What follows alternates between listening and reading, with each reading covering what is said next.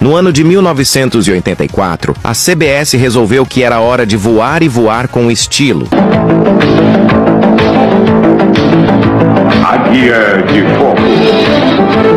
E criou uma série que tinha explosões, voos rasantes, perseguições a jato e um helicóptero que parecia ter sido projetado pela NASA e pilotado pelo Batman. Com uma abertura e uma trilha sonora tão grandiosa que dava vontade de fazer continência pra TV, colocar um capacete pra subir num helicóptero invisível e sair patrulhando o mundo ali no meio da sala mesmo. E se você fez isso, parabéns, você teve infância.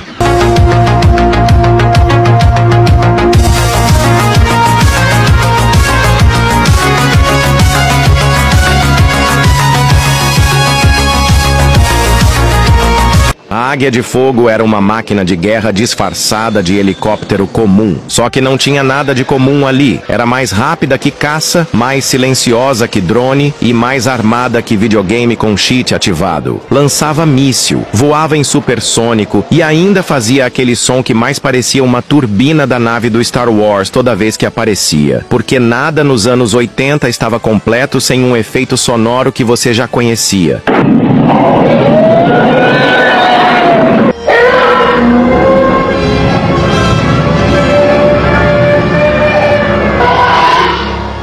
E no comando ele, Stringfellow Hawk, um piloto solitário com cara de quem sofreu na infância. Tocava violoncelo no lago e escondia o helicóptero numa caverna digna de filme do 007. E como todo herói dos anos 80, ele tinha um parceiro mais velho, carismático e com frases prontas, o lendário Dominic Santini, interpretado pelo gigante Ernest Borgnine, que era basicamente o tiozão das aventuras com 1000 horas de voo e nenhuma paciência pra burocracia.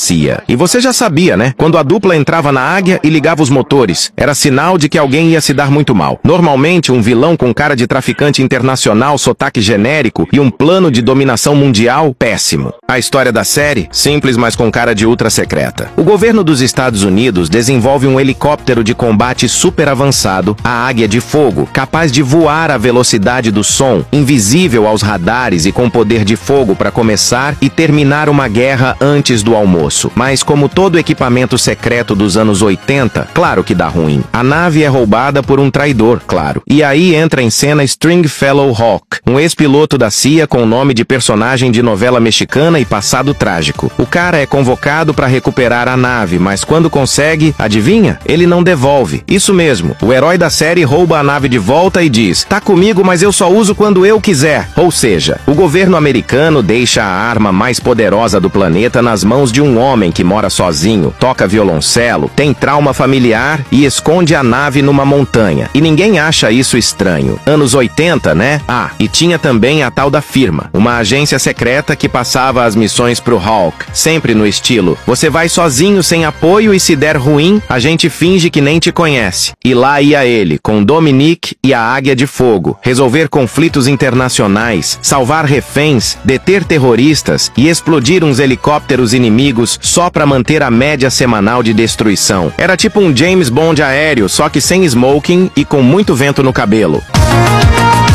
Agora vamos apresentar os personagens principais. Como toda boa série de ação que se preze nos anos 80, Águia de Fogo também tinha que ter uma bela mulher no elenco, e não era qualquer uma não. Caitlin O'Shaughnessy, interpretada por John Bruce Scott, era daquelas que entrava em cena e já chamava a atenção. Linda, destemida e com um jeitão firme que não deixava barato pra ninguém, ela não tava ali só pra fazer figuração. A mulher pilotava, metia a cara nas missões e ainda dava conta de trabalhar lado a lado com Stringfellow Hawk. E falando no Hawk, pode até dizer que era só parceria profissional, mas quem assistiu sabe, rolava um clima ali, aquela troca de olhares, aquela tensão no ar. Era aquele tipo de coisa que todo mundo ficava esperando acontecer, mas que os roteiristas só deixavam no quase, só pra manter o mistério. Caitlin chegou na segunda temporada e virou parte da equipe de vez. E vamos falar a verdade, sem ela, a série teria perdido um baita tempero. Não dá pra falar de Águia de Fogo e esquecer do lendário Don Santini, o cara do coração gigante. Santini era o alívio cômico da série, mas também era o braço direito do Hulk e um piloto experiente. O típico veterano de guerra, meio ranzinza, meio paizão, que dava bronca, mas também protegia os parceiros com unhas e dentes. Ele pilotava com destreza e sempre dava aquele toque humano em meio às tensões das missões. Se o Hulk era o lobo solitário cheio de traumas, o Santini era o cara que puxava ele de volta para a realidade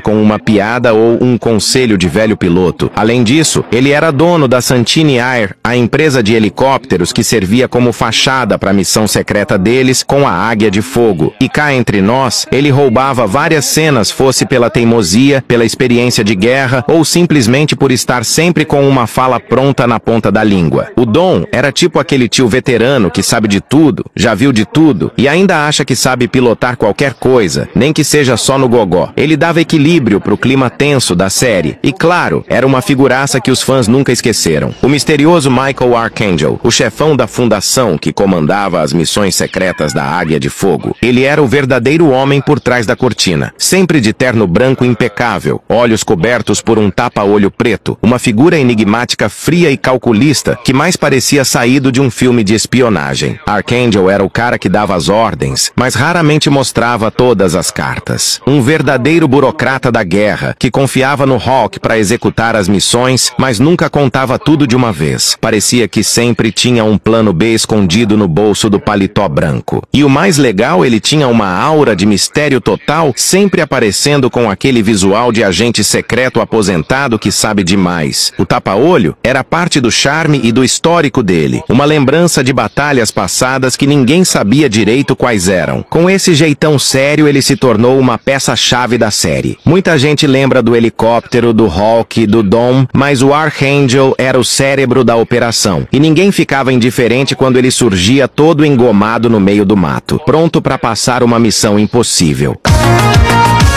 Claro, vamos falar do cara que era o coração e a alma da série, Stringfellow Hawk. O nome já era estiloso, né? Stringfellow Hawk parecia nome de espião que toca violoncelo nas horas vagas, e era exatamente isso. Um herói de ação que também tocava música clássica num chalé à beira de um lago com um cachorro como companhia. Pura essência de macho solitário dos anos 80. Porque se fosse hoje em dia, já sabe, né? Estaria praticando zumba na praia. Hawk era piloto da Águia de Fogo, mas também era veterano da Guerra do Vietnã, introspectivo, sério, cheio de traumas e com uma missão pessoal, encontrar o irmão desaparecido. Ele não era do tipo piadista ou cheio de frases de efeito. Era um cara de poucas palavras, olhar gelado e com aquele ar de quem já viveu coisa demais para se empolgar com besteira, mas quando subia no helicóptero, virava máquina de guerra com coração de aço. Pilotava como ninguém, fazia manobras que desafiavam a física e atirava com precisão cirúrgica. Era tipo o Clint Eastwood dos ares, só que de macacão de piloto. E por trás daquele jeitão durão tinha uma sensibilidade escondida. Tocava violoncelo como um mestre, amava a solidão, mas também era fiel aos amigos. Tinha um senso de justiça inabalável e só aceitava as missões quando elas batiam com seu código moral, um código que não se comprava com dinheiro nem ordens de superiores. O ator Jan Michael Vincent deu vida ao personagem com tanta intensidade que até quando ele só olhava para o horizonte, você sabia que vinha bomba por aí. Ele era o tipo de herói que a galera respeitava sem precisar levantar a voz. Pronto, com essa galera você já tinha uma das maiores séries com temática de helicóptero já criada para a TV. E para muitos, a melhor de todos os tempos. Águia de Fogo não foi apenas uma série de ação dos anos 80, mas um marco para uma geração que vivenciou a época dos heróis que estavam sempre prontos para enfrentar o impossível. A imagem de Stringfellow Hawk e seu helicóptero superpoderoso se mantém viva na lembrança de quem cresceu assistindo a série, que combinava aventura, mistério e uma dose de emoção única. Embora a série tenha sido cancelada de forma abrupta, ela continua a ressoar como um dos maiores ícones da cultura pop daquela década. E quem sabe, no fundo, ainda há um helicóptero escondido nas montanhas, esperando por seu piloto para salvar o mundo mais uma vez. A nostalgia continua viva e Águia de Fogo permanecerá para sempre na memória daqueles que a acompanharam. Agora me diga nos comentários o que você achava da série e quantos anos você tinha quando assistiu. Me conte também qual seu episódio favorito e se existe alguma lembrança relacionada a essa série. Compartilhe com seus amigos nostálgicos e salve esse vídeo para você lembrar da série sempre que puder. Te vejo no próximo vídeo.